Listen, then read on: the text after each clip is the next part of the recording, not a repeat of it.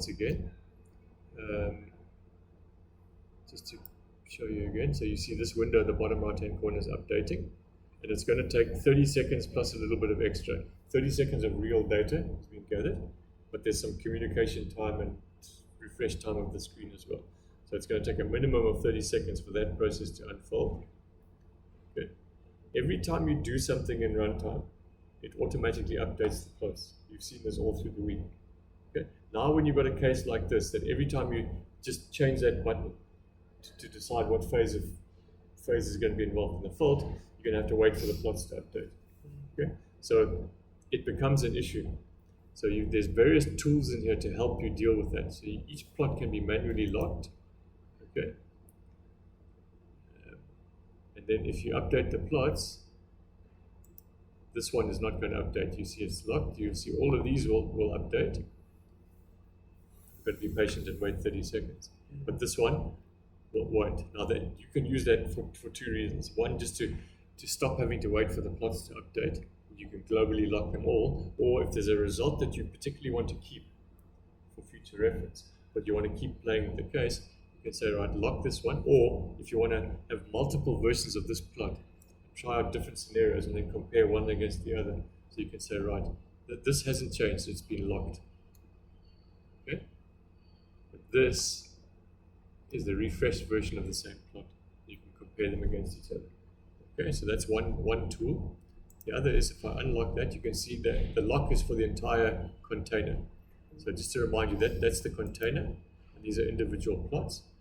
This one is open, that one is open. If you want to globally lock them all, there is a button there at the top of the entire case, plot lock override.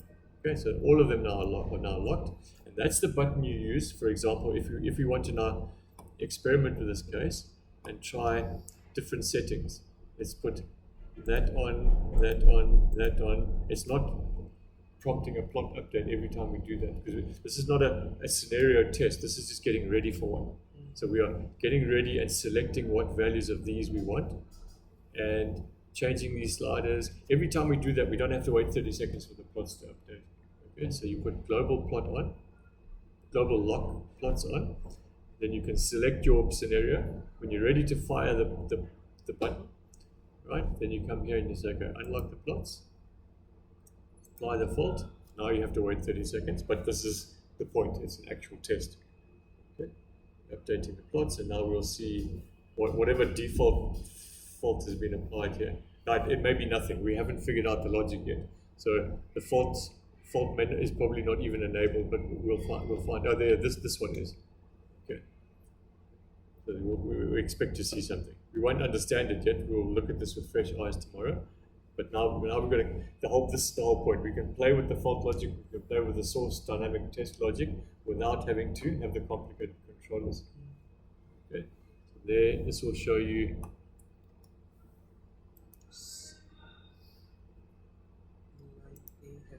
Okay, there you can see your fault. Okay, and your Q and your P, and this is what's happened. Okay, and then this one, if we zoom out. Now, also, this is another thing. This is not RSK specific, but my students always used to. The results aren't working because you zoomed in, so you're seeing something that hasn't changed. This is the steady state part of this curve is the same as it was before. If you zoom out, okay, there you can see the bit that's affected by the fault is different from before. Okay, so having a plot in a tight zoom can actually catch you out because you don't realize it's updated. Okay. Now, I just want to put this back in its default state. That is, okay. That was just experimenting with the controls. I just want to show you the bit that we added also. Now you can see, I forgot to lock the plots. So everything I do, I put all of those back. Now you're going to have to wait for, I think it was 4 separate ones. So you're going to have to wait for that to update 4 times. So there's a button here to just cancel the plot updates. Okay. Right. Okay. So this is just free-form, real-world stuff that you're just seeing how to use all these controls in a real application rather than just in a introductory training course example. Now this case is running. Let's play with this switch. Open the breaker. No, it's not. Oh, there we go. This is also delay. No, I don't know why that is. Let's see. Oh, it's because of this damn thing. Okay, so let's stop that. Lock the plots. That's quite slow. I don't know why that is. Didn't put any delay on the. No, I didn't. Now you locked it, so that's why No. it's not changing. No. That's got nothing to do. That's locking the plots, not locking the breaker. Yes. Okay. We were just not concentrating. That's all. Okay. So off, open is red, but we just got the logic upside down. I think red is supposed to be closed, isn't it? Or not? Red is open. Okay. Means So it's correct. It's correct. We just weren't concentrating. So green is closed. It's fine. Okay. So I think the delay was the plot update. Okay. This is not meant to be real time. It's just for.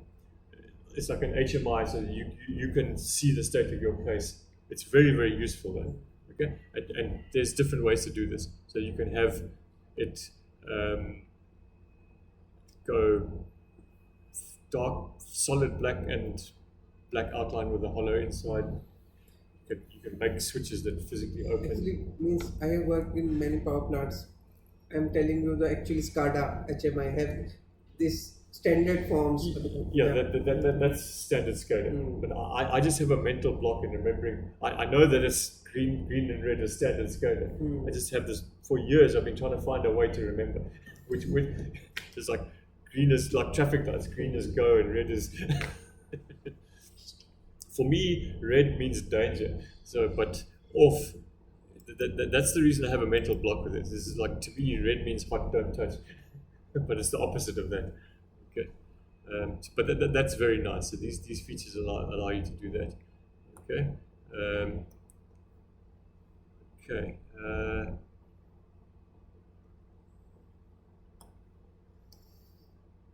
All right.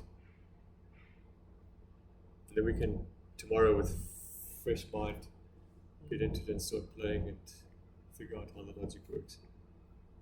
This in particular, this is like fairly important and probably pretty standards for your.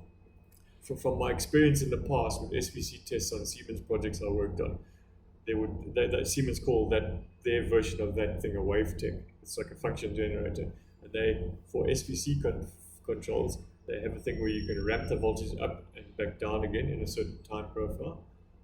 They have frequency sweeps, all sorts of controls in there.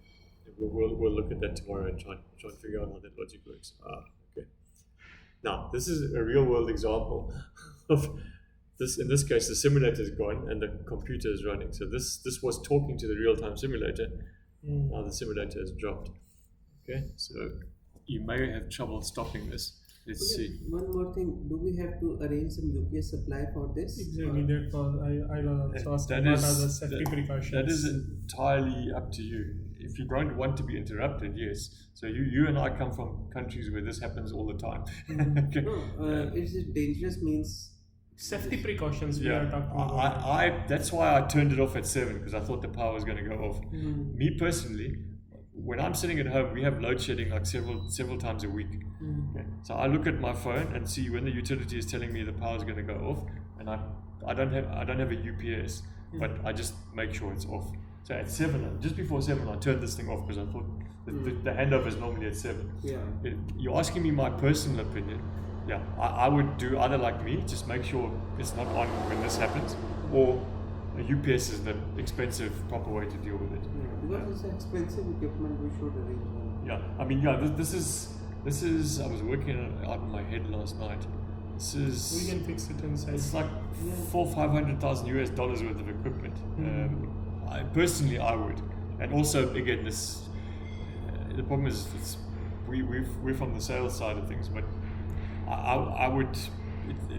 I've been asked by customers before, should we take out the hardware warranty? My Malaysian customers I used to do consulting for, And I said to him, just think about how much money you've invested in this thing and the cost of if it fails. It's expensive, the cost of extending the hardware warranty per year, but it's an expensive and important asset as well. Me personally, I would, the UPS to me is a no-brainer. Even if we claim the warranty, it will take a lot of more money than to arrange the UPS. And secondly, it's not a constant supply, it's running on generator. Yeah. So it's Yeah. every time it's dangerous. Power Grid India, their facility in Manasar, they've got like a 4-story building and 2 stories full of these things. They've got about 40 racks. They've got a massive UPS for the whole thing, and it's their power system. So even they have a UPS to protect themselves against themselves. Okay. All right, so that's 8:10. Are you guys happy? Is that enough? Or I think so. It's the first day of Eid. We'll give us all a break. We will call to our families. Yeah. I think it's a good idea. Jawa asked about scripting. I always see the case first and try to understand. Sure, I'm changing topic. We're going to work through this tomorrow together. Okay. But okay, I'll wait for you guys to come back. Okay, I just want to discuss what is left to do that's of importance and rank it. Okay, we've got like one full day tomorrow. Although I'm pretty sure tomorrow evening you're going to want to. Yeah, that's what I'm saying. Yeah. Can we change a little bit time tomorrow? Sure. Means maybe we can come. Yeah. Let's just wait for him. Let's have the discussion, but when everybody's in the room. Yeah. I'm open to flexible. This is a customer-facing business. Your Eid is Tomorrow. Your after tomorrow or tomorrow. Tomorrow is the first day of Eid. Oh. So for them, they're working on an important religious holiday tomorrow. So we need to be accommodating. I've got some ideas about that, but let's wait until Syed is back. Because tomorrow is we don't have a fast tomorrow. Yeah, it's like the most important religious day in their calendar. Could you just come and turn the recording off? And then we're gonna. That right button like this. Here it is. I